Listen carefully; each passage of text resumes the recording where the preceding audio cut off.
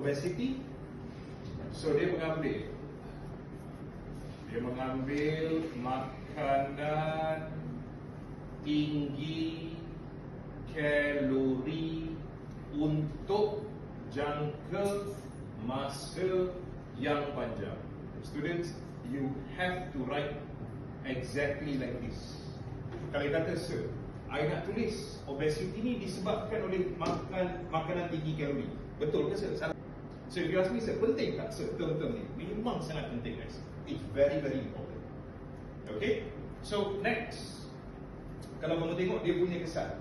Kesan over here, you can notice, they will put over here that word arteriosclerosis, and another one over here, tekanan darah tinggi.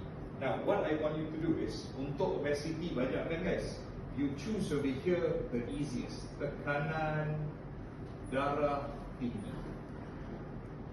Okay? Now, I'll explain that in a while. Next, you can see anorexia nervosa. Now, anorexia, spelling dalam bahasa Melayu, A-N-O-R-E-K.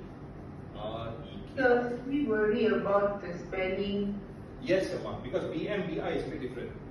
So, penyakit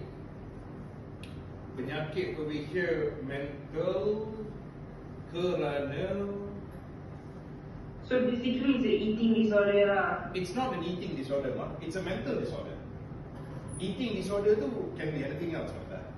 It's more of a mental disorder. So penyakit mental kerana terlalu takut untuk makan. Okay, terlalu takut untuk makan. Ni look at over here dia punya kesan. Dia kata menghidap masalah kesihatan seperti malnutrisi. I want you to just circle malnutrisi. Which is logical lah, kau tak makan, kau dapatlah malnutrisi.